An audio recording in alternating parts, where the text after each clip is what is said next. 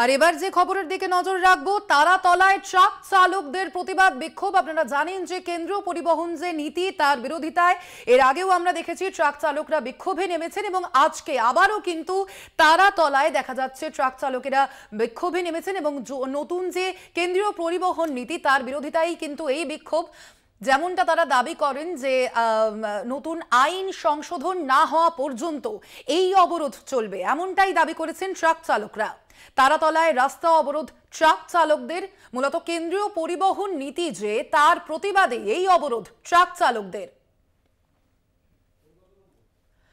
Truck চালকদের অবরোধ তারাতলায়, নতুন আইন সংশোধন না হওয়া পর্যন্ত এই অবরোধ চলবে, এমনটাই জানাচ্ছেন ট্রাক চালকরা। এ বিষয়ে আমরা আরো বিস্তারিত জানবো। ফোন লাইনে রয়েছেন আমাদের প্রতিনিধি শুভ্রজিৎ চক্রবর্তী। শুভ্রজিৎ, কি জানা যাচ্ছে? যেমনটা দাবি করে আসছেন ট্রাক চালকরা যে যতক্ষণ না পর্যন্ত এই আইন সংশোধন হবে ততক্ষণ কিন্তু তারা অবরোধ জারি রাখবেন, কি জানা যাচ্ছে এই মুহূর্তে?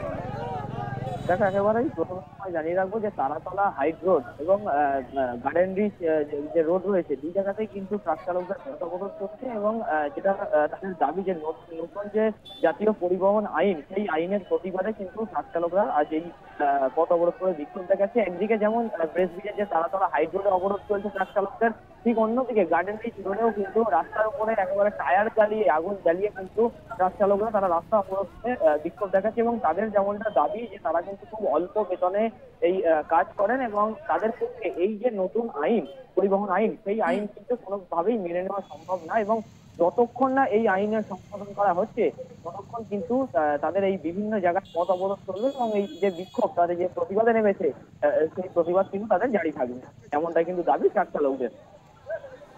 একেবারেই ধন্যবাদ তোমাকে শুভ্রজিৎ।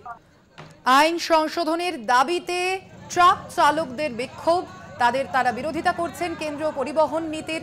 যেই পরিবহন নীতিতে ট্রাক চালকদের যদি কোনো রকম দুর্ঘটনা ঘটে তার ফলে তাদের 10 বছরের কারাদণ্ডের নির্দেশ দেওয়া হয়েছে এবং পাশাপাশি 7 থেকে 10 লাখ টাকা ক্ষতিপূরণেরও কথা বলা হয়েছে। সেই কেন্দ্রীয় পরিবহন নীতির বিরোধিতায় ট্রাক চালকদের বিক্ষোভ তারাতলায়।